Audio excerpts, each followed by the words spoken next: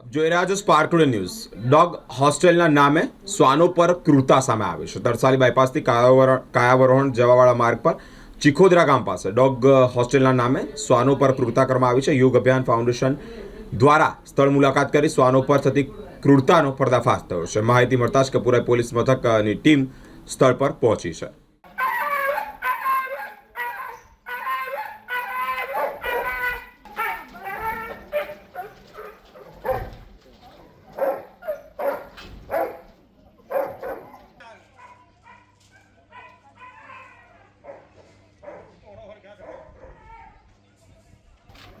इसके ऊपर है ना पुष्पा जो बाकी है उसने वहाँ लो पट्टी ने बदल लिया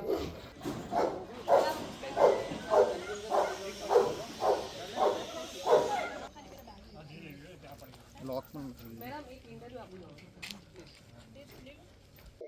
चल बेटा अभी जी टू व्हीलर साइड बजा हमें एक कॉल आया था और कुछ वीडियोस आए थे, तो हम आज यहाँ पे आए तो हमने देखा कि एक डॉग बहुत क्रिटिकल है जिसके गले में चेन बांधी और पूरा वुंड हो गया है, पूरे मैगेट्स पड़ गए, जिसको अभी हम पहले VSPCA में शिफ्ट कर रहे हैं और हम लोग जा रहे हैं पुलिस स्टेशन आगे की कार्रवाई करने।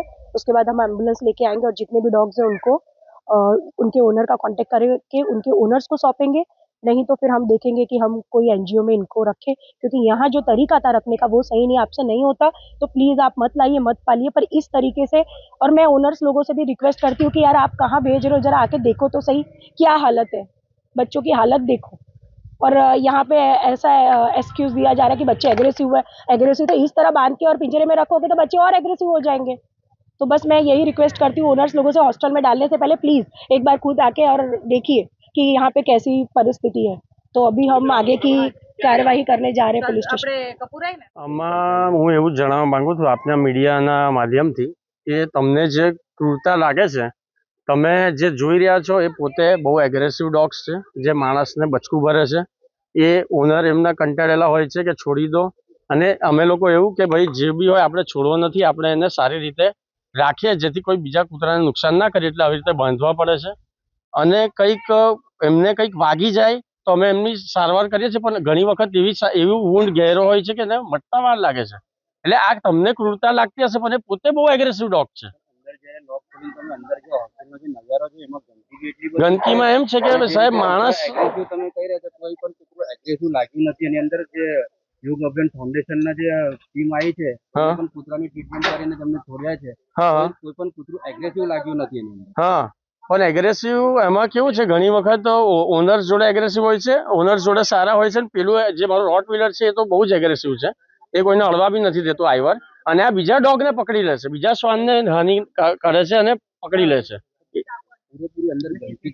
એ ગંદકીનું કારણ એમ છે કે કોઈક વખત મારી બી તબિયત સારી નથી, બીમાર હતો, હું પોતે બહુ સિરિયસ હતો, અને મારી માંદગી એવી સીમા પર પહોંચી ગયેલી કે હું એકદમ જ ધ્યાન નતો રાખી શકું, કારણ કે માણસ આવીને કરતા હતા, પણ એમનાથી બી ઘણી વખત ચૂક થઈ જતી હતી। એ બદલ મારી થોડી ખેદ રહેવા માંગુ છું। બાકી મારી અંદરના જોશ ના ના ના ના સાહેબ, એકચ્યુઅલી આમાં એવું હોય ના, અમે બી એક માણસ છે, માણસે રાખીએ, એવી રીતે અમારો કોઈ એવો ઉદ્દેશ્ય ના હોય કે કોઈ બી મૂંગા પ્રાણીને અમે હેરાન કરીએ, પણ આ જે રીતે તમે દૃશ્ય જોયા છો ને એ એક તરફા દૃશ્ય છે।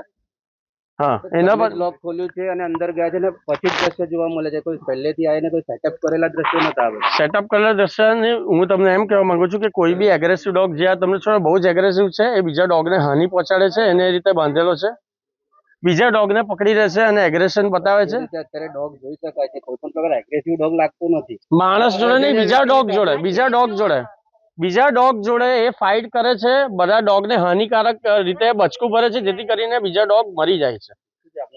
અમન પ્રશાંત દેસાઈ।